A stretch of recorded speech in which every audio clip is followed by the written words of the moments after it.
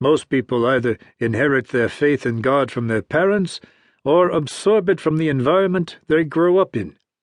But if they live in surroundings where God's name is seldom mentioned, their belief in God becomes the result of a deep inner motivation and unconscious impulses emanating from the human heart, which tries to find meaning in the world where it exists. Meeting in different countries around the world with young people from the former Soviet Union who have chosen the Orthodox Jewish lifestyle, I have asked them time and time again what exactly made them break away from their conventional lives, from the norms of the secular society they had been familiar with from childhood. What led them to a religious way of life that required much more self-discipline and resistance to the numerous strong temptations of modern society? To this question I would hear a variety of answers, but not even once did I hear that it was some magical word, remark, or event that had prompted them to follow a religious path. That led me to think that in most cases, people decided to observe the centuries-old Jewish traditions for the rest of their lives not because of some special turning point, but because they needed to fill a spiritual void. Living in a democratic society, where they had an opportunity to exercise their free will, they came to this decision following the voice of their own hearts and souls. The same impulses have been responsible for my own gradual coming into religion. When I was young, many adults thought I was a strange child because of my unhealthy curiosity. "What kind of a son do you have?" they would ask my parents in Yiddish. "Other children act like children, while he is interested in strange, useless nonsense. Is he sick or what? Why, instead of asking about things that make sense, does he want to know about the purpose of life? Is he a bissele meshuggah? Gut soll upiten? A little crazy, God forbid?"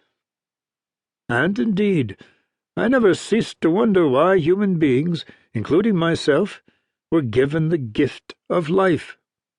To my questions about the purpose of existence, adults first answered with a sympathetic and understanding smile, as if I suffered from some inherent mental defect, and then politely but firmly told me not to disturb them with such stupid questions in the future.